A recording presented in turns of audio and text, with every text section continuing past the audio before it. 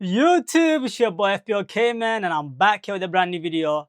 It's been a minute. There was an international break, and there was a little bit of hiatus. I didn't upload any videos because I wanted to get all the information because there could be so many injuries throughout the international break.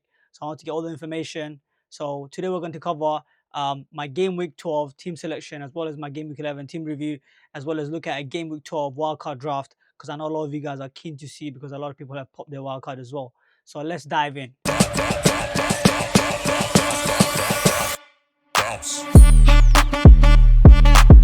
So there you have it. Unfortunately, I had a big fat red arrow in game week 11. I went from 4.4k in the world to all the way to 7.9k with 59 points. Unfortunately, my captaincy didn't go as planned. I did captain Erling Haaland and he let me down.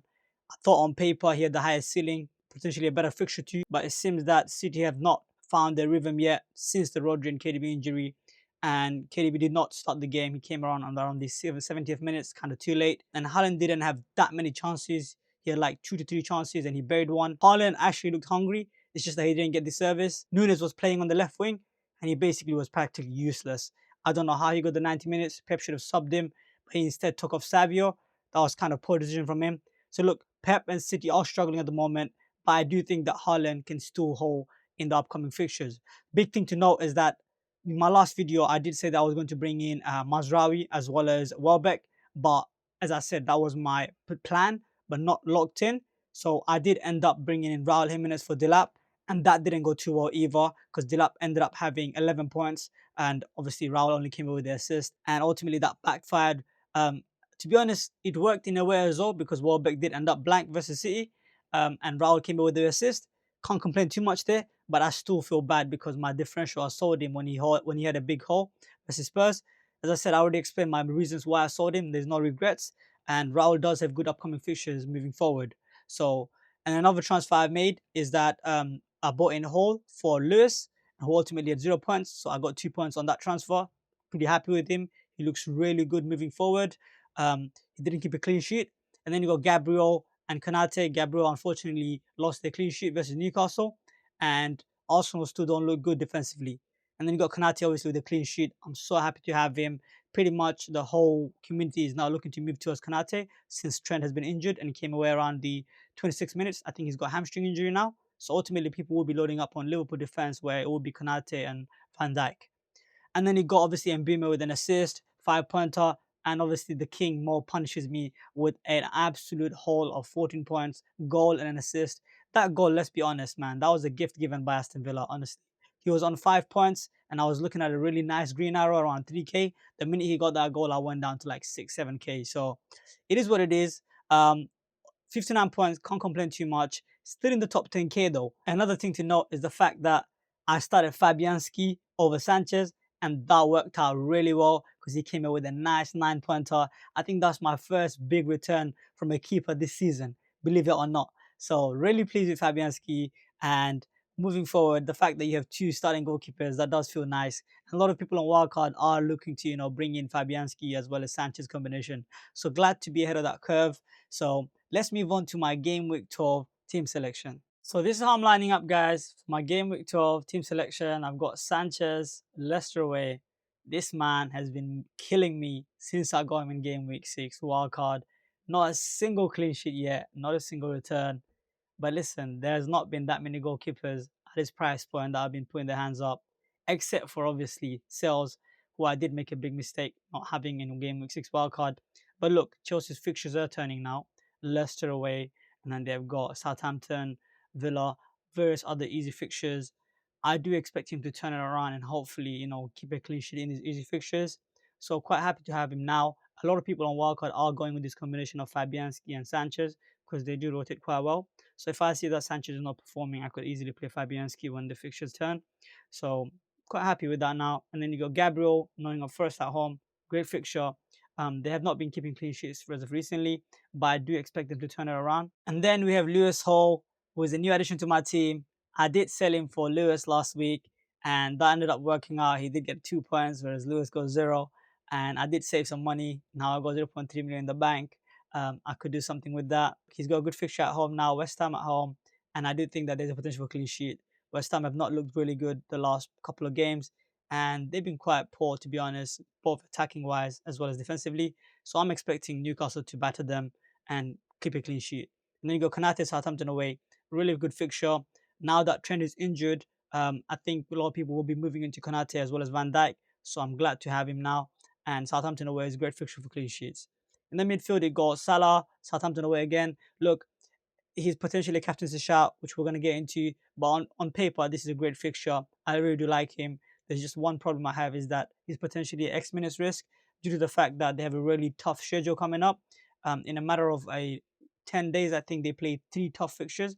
They play City away, they got Madrid, and they got Newcastle away. So really tough fixtures coming up. And I do think that he potentially may get subbed around 70th minutes, and most of his returns do come around the 80th minutes. So, for example, if Liverpool are winning 2 to 3 nil around the halftime mark or maybe around 60 minutes, he may get a sub. But listen, that doesn't mean he can't get a return. There's still potential for him to get a return. So that's why I do not have my captaincy armband on him currently. Another shout, of course, is Palmer, who's got Leicester away. Great fixture on paper. And as I say, he's a bit of a flat track bully. He does love to, score a bunch of points versus newly promoted teams as well as the lower mid-table teams. So I do think that Palmer is a genuine shout for captaincy this week. It's just that the reason why I'm not going there personally is the fact that it is a away fixture. Not only that, it's that his positioning recently, he's playing quite a bit of a deeper role, whereas Neto making the runs and he's becoming the pre-assister, and Neto's become the assister or a goal scorer. So I do feel that his goal scoring threat has reduced slightly since Neto has come into the starting 11. And that is the reason why I do think that he's become a pre-assister and not much of a goal threat. But that doesn't mean he still can't get a return. There is very likely that he gets a big haul versus Leicester, and I wouldn't be surprised at all. But there's just enough doubts for me to go there. And another thing to mention is the early kickoff. So if he does blank and doesn't do well, I have to go to the whole weekend of seeing other players like Haaland and Salah play, and that's tough. And then obviously you go and be more Everton away. Good fixture to be honest, but Brentford has not looked great in away fixtures. But I'm still expecting him to get a return. He's a great player. A lot of people are talking about selling him to bring in Bruno. I think that's a bit of a short-sighted move. I understand Bruno did have a massive haul last week, but I don't think it will happen every week, considering there's a new manager now. And as you guys can see, I'm a United fan. I'm excited to watch my team, but I just wouldn't buy any United assets because there are so many uncertainties right now. We don't know who's going to be favored in the system. We're pretty sure that Bruno is going to play, but we don't know where he's going to play. Is he going to play CDM, 6, 8, or is he going to play 10? We do not know. And we don't know which player is going to benefit the most under the Amorim system. So I think it's a wait and see for us. And after 2 game weeks, our fixtures turn as well. We play City, Forest, and Arsenal. So these are not good fixtures after the Ipswich and Everton game. And to be honest, Everton is not exactly the easiest game ever. So there's enough reasons for me to not go there personally. And then obviously you got Mbimo with Leicester at home after Everton, and then they play Villa as well. So I do think that Mbimo I could obviously look at, potentially moving him around game week 14. But we'll get there. But for now, he's not a sell. I'll keep him. And then you got Semenyo, Brighton at home. Good fixtures. There's a bit of a knock I think he has. So he's a potential doubt, but I do expect him to play. And then you got Rodgers, Crystal Palace at home.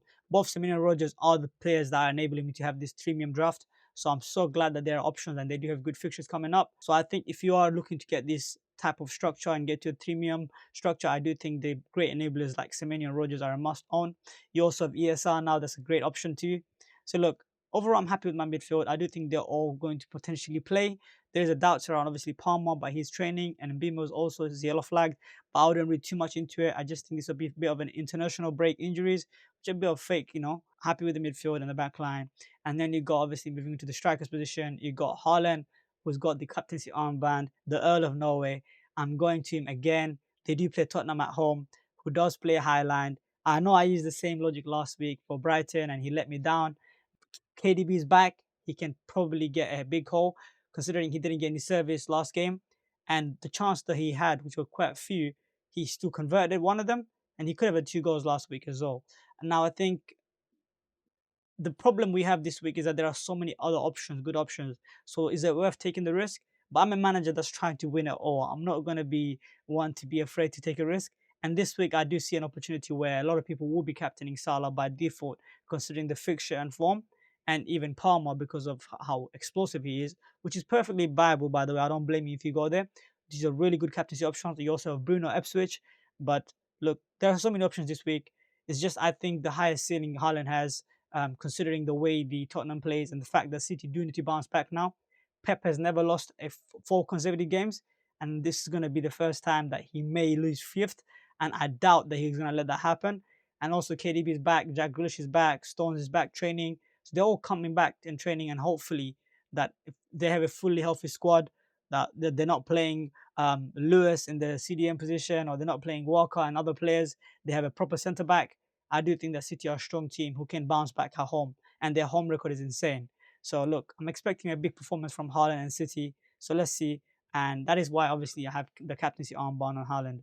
And then you got Raul, which is another new addition to my team. I did sell Dilap for Raul, which kind of backfired, but I don't regret. Raul does have good upcoming fixtures, and that is the whole reason why I got him in, because he does rotate well with Wood. So I could bench Wood this week, for example. He's got Arsenal away and play Raul. So that's what the whole reason why I actually went with him. So look, Wolves at home, his former team. I do think that he can get something. And the only problem I have with Raul is the fact that his team doesn't provide him with much service. Since Nelson has come into the team, he does play a bit more selfish and looks for his own shot rather than to find a striker. So I hope that Adama and Raul starts both, and that way they can have a nice link up and potentially Raul can get a big goal. And then obviously at bench, you got Fabianski, who's got Newcastle away, and you got Chris Wood with Arsenal. It's a tough fixture, hence he's on my bench. And then you got Burgess and Graves, who's got United at home. I'm not expecting much from them, but I wouldn't be surprised if Chris Wood somehow gets another tap in or a header versus Arsenal, and I would be kicking myself. You gotta make these decisions and live with it. Now let's move on to a game week 12 wildcard drafts. I do have 2 wildcard drafts for you guys. One is a Haaland draft and one is a non-Haaland draft. So now let's look at the non-Haaland draft for game week 12. So here is a non-Haaland game week 12 wildcard draft. Pretty much the goalkeepers, as I said, are Sanchez and Fabianski, because they rotate quite well. I do want to mention one thing though. I do have really good team value. So with my team value is around 102.9 million. So it is quite a good team value. If you don't have that much of a good team value, I do recommend that potentially you downgrade Sanchez or Van Heg to a 4 million defender like Greaves or even Burgess, or even downgrades, for example, Sanchez to a 4 million or a 3.9 million goalkeeper. That way you release some funds and you can potentially fund this team.